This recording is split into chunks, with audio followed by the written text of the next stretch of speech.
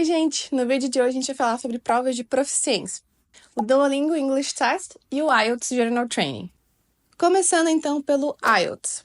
O IELTS é uma prova bem conhecida para quem está aí no mundo de validações do idioma do inglês.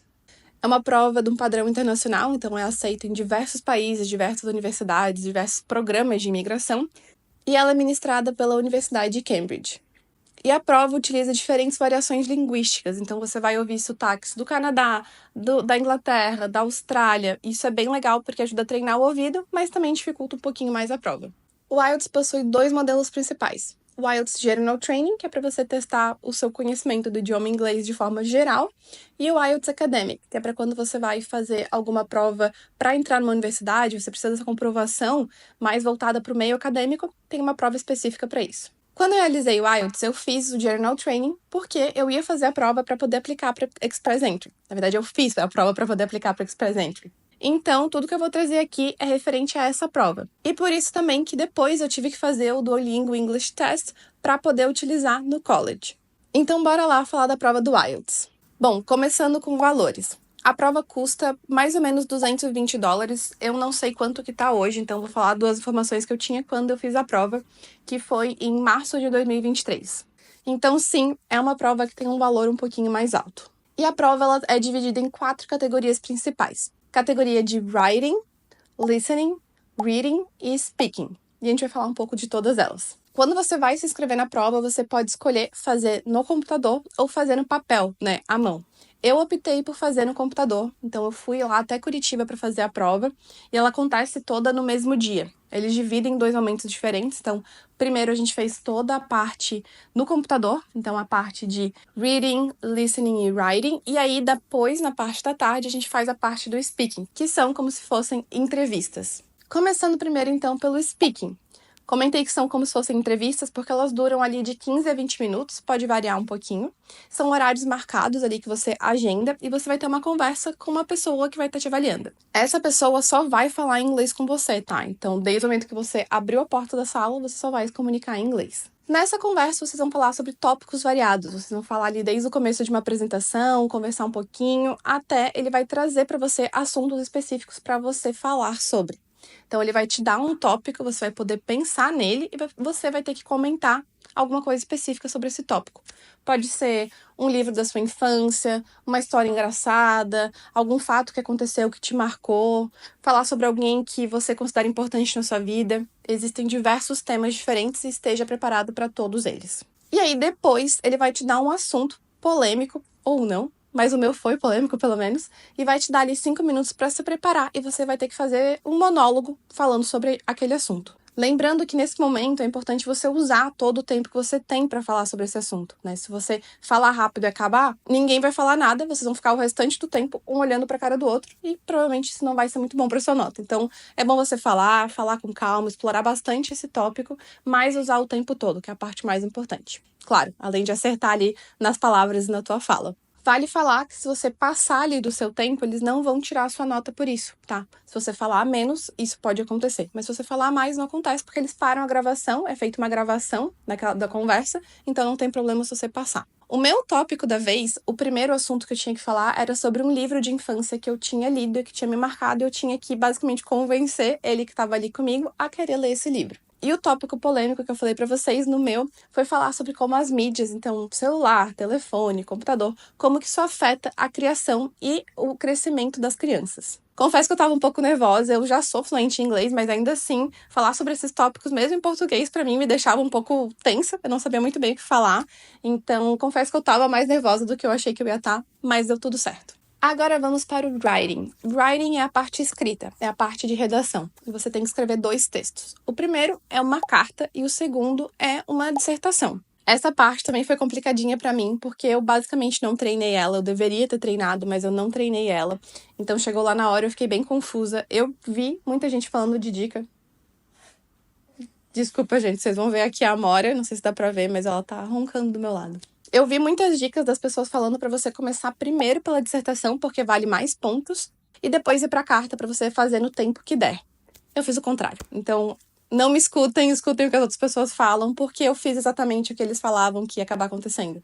Eu não terminei a minha dissertação. Inclusive, eu saí da prova pensando, já era, zerei, não consegui terminar, porque quando acaba o tempo, gente, deu ali 1 hora, o computador para, você não continua escrevendo, não tem essa.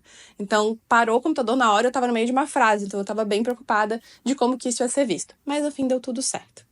Bom, eu não lembro exatamente os tópicos da carta e também da dissertação, porque já faz um bom tempo, mas eu lembro que, para a carta, é interessante você estudar o modelo de uma carta em inglês. É um pouco diferente do português, então se atente aos detalhes, como que você se apresenta, como você dá oi, como que você encerra essa carta também. E para a dissertação, a mesma coisa.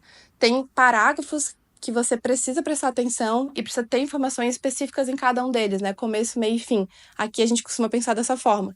Eu sei que lá é um pouco diferente, eu não lembro agora com toda certeza para passar essa dica para vocês, mas se não me engano eles recomendam 4 parágrafos, tá? Um de introdução, 2 no meio de desenvolvimento e um por último de conclusão. Mas estudem certinho todas essas estruturas de texto. E agora vamos para o reading.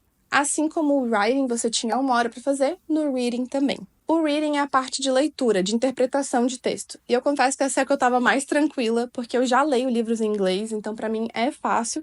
Só que são palavras bem diferentes do que eu tô acostumada, tá? Então até fica isso de dica pra você, de conhecer palavras diferentes, porque às vezes é uma palavra que você nunca viu na vida e você vai ter que fazer associação com alguma outra coisa. São 40 questões que você tem que responder. Elas são de múltipla escolha, então isso também é bom, porque você consegue, se você não sabe, por algum motivo você consegue chutar, mas ele te dá opções, você consegue nortear ali o teu raciocínio conforme as opções que ele te dá também. Sim, gente, 1 hora para 40 questões, o tempo fica bem apertado, então aqui é gestão de tempo. Se você não sabe aquela, passa para a próxima e depois você volta nela, tá? Realmente não perde muito tempo numa questão só. Pensa que você vai ter um pouco mais de 1 minuto para cada questão. E por fim, a gente tem o listening. O listening é a parte de escuta. Então você vai ouvir uma gravação e você vai responder perguntas.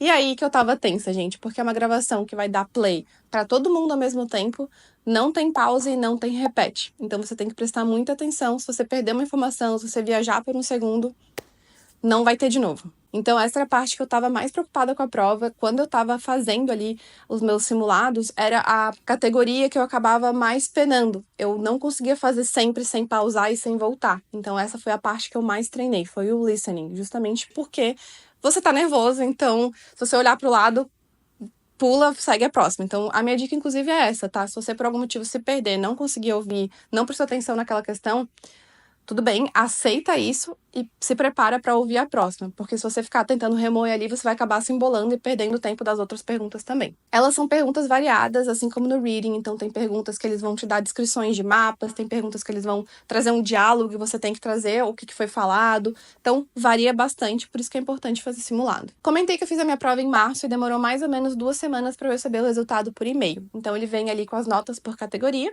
e te dá uma nota final. Eu tirei mais ou menos o equivalente a um C1, então eu fiquei contente, foi uma nota legal que eu precisava também, consegui entrar no Express Entry, mas eu queria ter tirado C2, confesso. Então eu sinto que eu poderia ter me preparado um pouco mais, que eu comentei para vocês ao longo das explicações aonde eu acabei errando e eu já quis falar para vocês não repetirem o mesmo erro que eu. E agora vamos para o Duolingo English Test. Duolingo, o mesmo do aplicativo? Sim, o mesmo do aplicativo.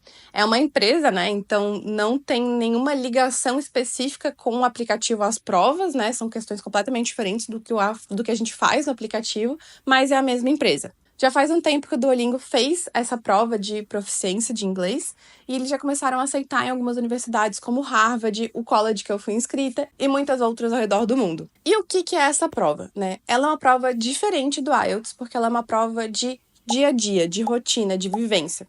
Por que eu tô dizendo isso? A estrutura do IELTS ela é uma estrutura mais conservadora e mais tradicional. Então, até a estrutura da prova, ela é diferente. A linguagem da prova, as palavras que você vai estar usando, elas são diferentes também. A intenção do Duolingo é testar o teu inglês do dia a dia. É testar como que você consegue se comunicar com alguém, se você consegue entender alguém falando na rua, alguém falando contigo em alguma loja. Então é mais nesse sentido. É o inglês do dia a dia mesmo. Ela não é dividida por categorias, como a prova que eu expliquei antes. Ela é uma prova que dura de 50 minutos a 1 hora. E todas as categorias que eu comentei, então o writing, o listening, o reading e o speaking, elas se misturam ao longo desse tempo. É uma prova feita com inteligência artificial, então cada prova é diferente uma da outra. A prova, ela vai mudando conforme tu vai fazendo ela.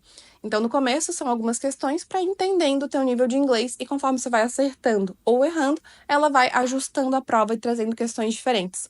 Ah, Júlia, então eu vou errar no começo para vir um monte de questão fácil.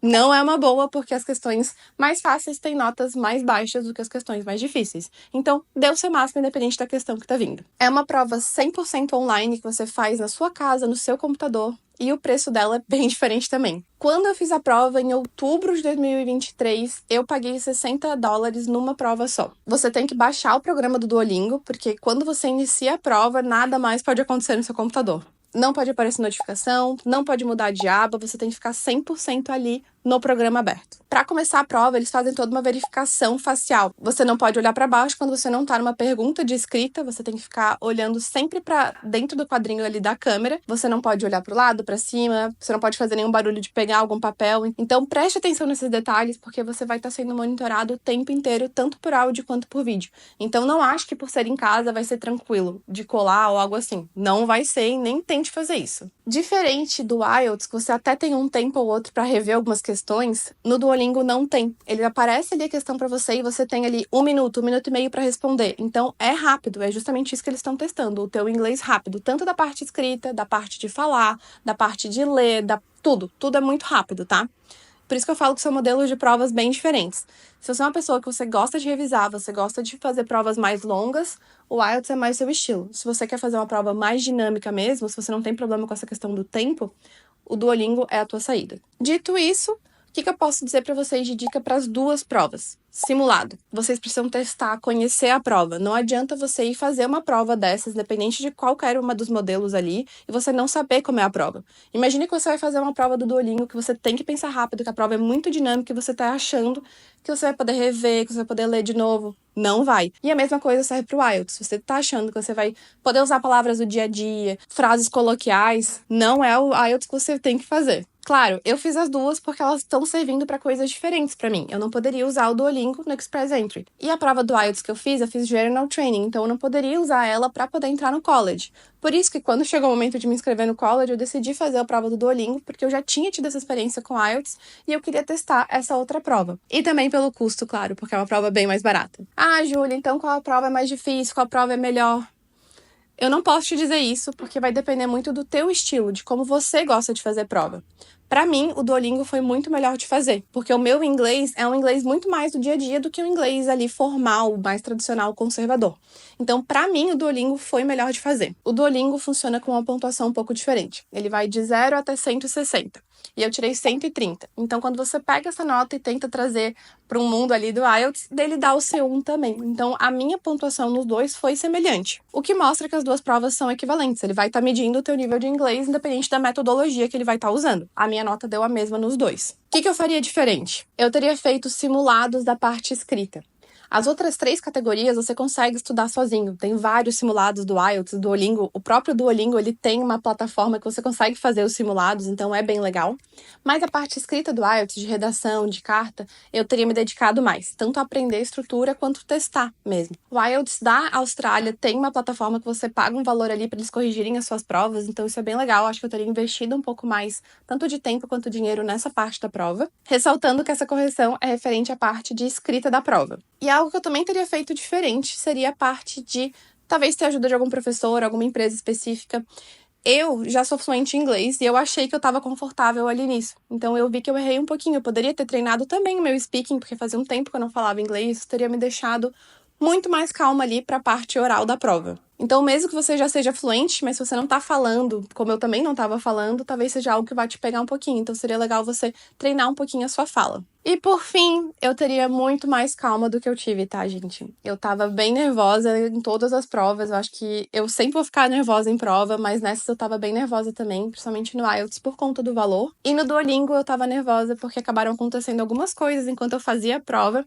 Eu tava usando o MacBook do Gui, e aí tava conectado ao celular dele, então eu tive que refazer a prova mais uma vez, na verdade mais 2 vezes, porque veio notificação na hora e a plataforma fechou e considerou como se eu estivesse colando, né? Então Então ele para a prova na hora e eu tive que recomeçar do zero. Isso me deixou bem frustrada e bem nervosa, mas no fim deu tudo certo. E essa foi a minha experiência com as 2 provas. Eu espero que esse vídeo tenha te ajudado se você está passando por esse momento ali de estudar para alguma dessas provas. Lembra de salvar esse vídeo, mandar para algum amigo que também esteja nesse momento. Se você tiver alguma dúvida, quiser deixar aqui embaixo e eu souber como te responder, eu com certeza vou fazer isso. Não se esqueça de se inscrever, deixar um joinha e até o próximo vídeo. Tchau!